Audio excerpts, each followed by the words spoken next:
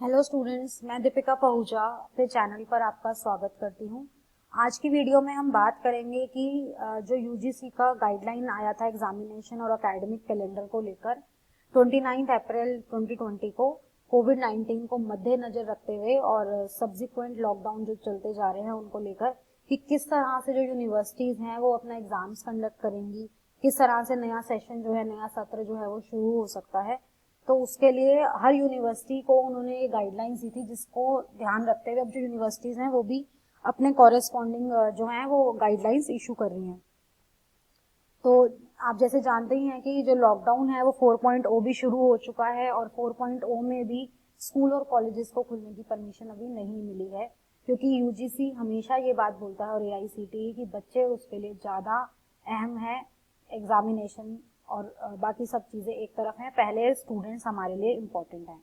तो हर यूनिवर्सिटी जो है अपना नोटिस डाल रही है। आज इस वीडियो में मैं बताऊंगी आपको एमडीयू महर्षि दयानंद यूनिवर्सिटी जो रोहतक में है, इसने अपनी गाइडलाइंस जारी करी हैं एग्जामिनेशन को लेकर कि किस तरह से एग्जामिनेशन जो है कंडक्ट हो सकते हैं, इन प्रैक्टिकल एग्जाम्स जो हैं उसको किस तरह से एग्जीक्यूट करेंगे और क्या क्या जो चीजें हैं वो एग्जीक्यूट हो सकती हैं। तो सबसे पहले बात होती है कि आपको कभी भी एग्जाम में बैठने के लिए आपको मिनिमम परसेंटेज ऑफ अटेंडेंस जो है वो अटेन करनी होती है। तो मिनिमम परसेंटेज ऑफ अटेंडेंस जो अटेन करनी होती है वो एमडीयू की जो स्टूडेंट्स पढ़ रहे हैं उनको पता होगा कि एटलीस्ट 75% अटेंडेंस जरूरी होती है। तो क्योंकि 23 मार्च से लॉकडाउन है तो क्लासेस उससे पहले ही खत्म हो गई थी, क्लासेस हुई नहीं है उसके बाद से। तो उसके चलते हुए हो सकता है कुछ स्टूडेंट्स की अटेंडेंस जो हो वो 75% ना हो। तो इसके लिए उन्होंने जो पीरियड ऑफ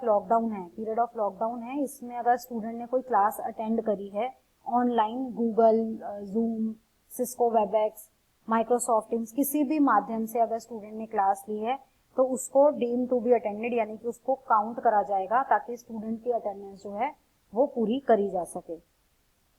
साथ ही साथ यूनिवर्सिटी ने ये बोला है कि जो प्रैक्टिकल एग्जाम्स हैं स्टूडेंट्स के और जो वाइवा होने थे स्टूडेंट्स के प्रोजेक्ट्स के,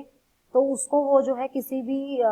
स्काइप या मीटिंग ऐप के थ्रू कंडक्ट करवाएंगे। साथ ही साथ वो ये ध्यान रखेंगे कि अगर इंटरमीडिएट सेमेस्टर्स यानी कि जो फर्स्ट ईयर और सेकेंड ईयर के स्टूडेंट्स हैं उनके एग्जाम प्रैक्टिकल एग्जामिनेशन हो सकता है कि वो कमिंग सेमेस्टर में यानी कि नेक्स्ट सेमेस्टर में इस सेमेस्टर के भी प्रैक्टिकल एग्जाम साथ में ही कंडक्ट हो जाएं, क्योंकि इस टाइम जो मेन फोकस वो ये है कि फाइनल सेमेस्टर के स्टूडेंट्स के एग्जाम हो जाएं। तो हो सकता है, बाकी कोशिश ये होगी कि सबके सब प्रैक्टिकल एग्जाम कंडक्ट करवाए जा सकें।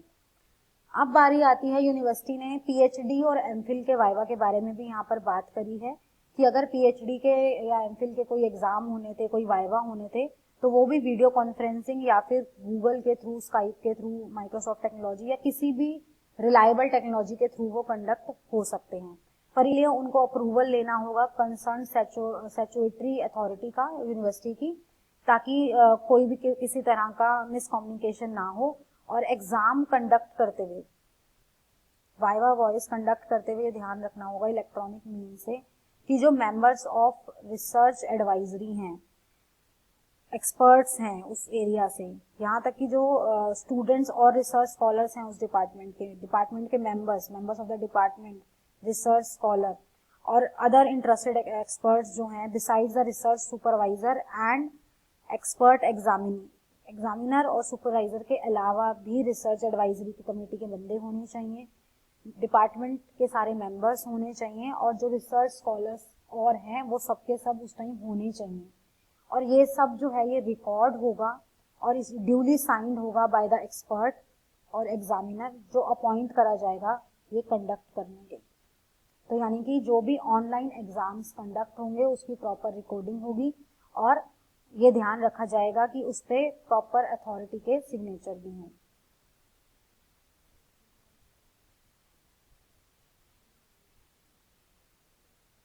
नेक्स्ट उन्होंने बात करी है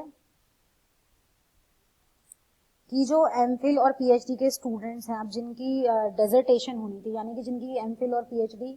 कंप्लीट हो गई थी, बस उनका प्रेजेंटेशन और वाइवा सबमिशन बचा था,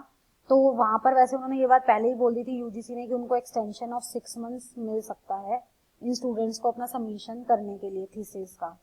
पर